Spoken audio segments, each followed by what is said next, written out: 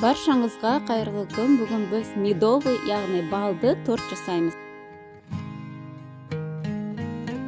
Оған бізге ұн, таза бал, тұз, ас содасы, қант, 4 жұмыртқа және май кетеді. Ең бірінші балымызды кастрюльге салып, газға ертіп аламыз.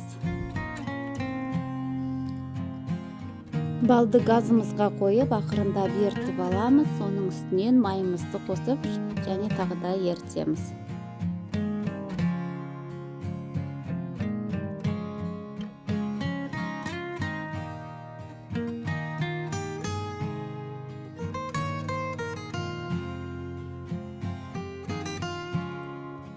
Соданың иісін кетіру үшін 1 шай қасық содаға жарты шай қасық уксусты қосып араластырып аламыз.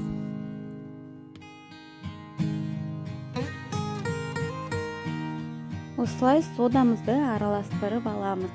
Енді газда тұрған балымызға қосып, тағы да бірнеше минуттай араластырамыз. Балымызға қосылған сода реакцияға түсіп, жақсылап көпіруі керек. Тағы да бірнеше минуттай араластырамыз.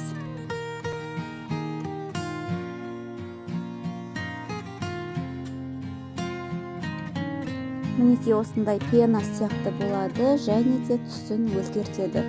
Осылай қызарғанша газда қалдырамыз.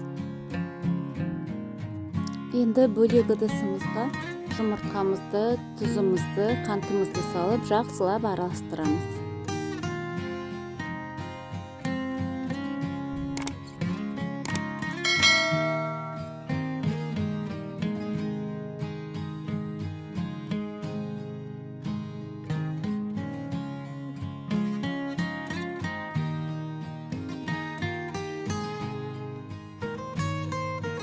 Осылай ағарғанша миксерлейміз. Енді газдағы балымызды ақырындап қосып, қолымызбен жақсылап араластырамыз. Жұмыртқамыз пісіп кетпеуі керек.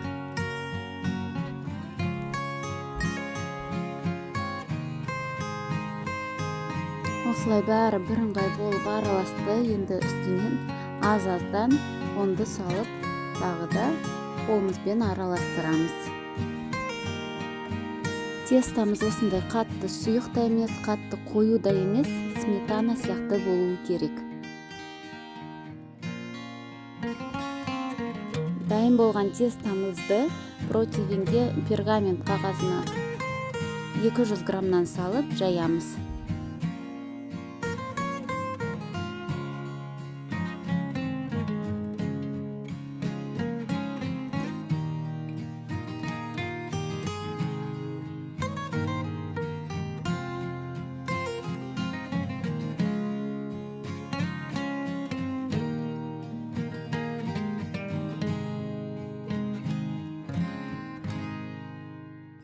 Осылай бәрін біркелкі етіп жайып, духовкада 200 градуста 10 минуттай пісіріп аламыз.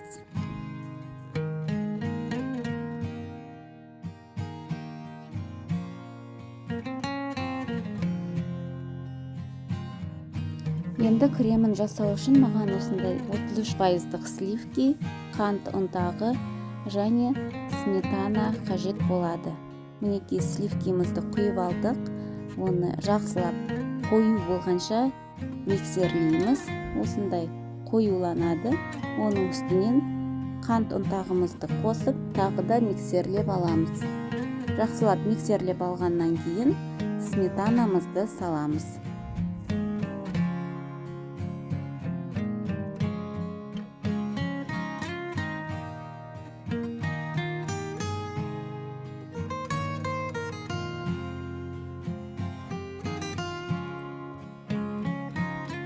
Мінекей осылай қою кремге айналуы керек. Мінекей коржиктарымыз дайын болды. 3 рет противенге салып пісірдім. Оны тағы да 2-ге бөлгенде 6 корж шығады. Енді осылардың бәрін араларына крем жағып шығамын. Өздеріңіздің қалауларыңыз бойынша әр түрлі кремдер қолдана берсеңіздер болады.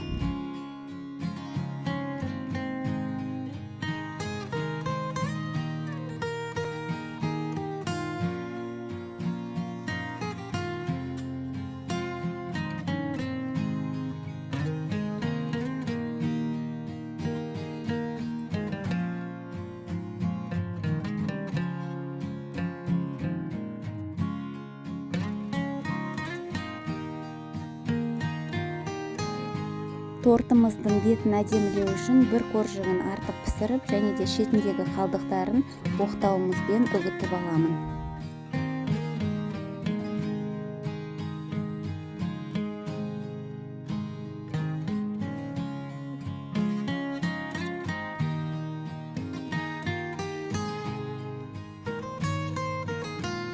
Дайын болған тортымызды осылай крошкамен әдемілеп шығамыз.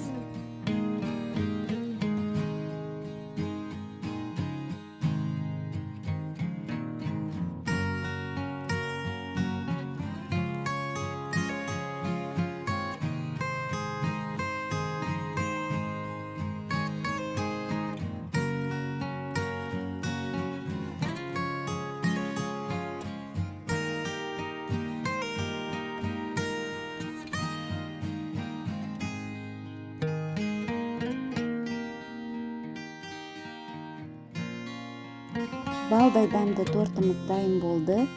Өте жұмсақ және дәмді болып шығады. Жасап көріңіздер. Сіздерге де ұнайды деген ойдамын. Менің каналыма тіркеліп қойыңыздар, әлі де әр түрлі рецепттермен бөлісетін боламын.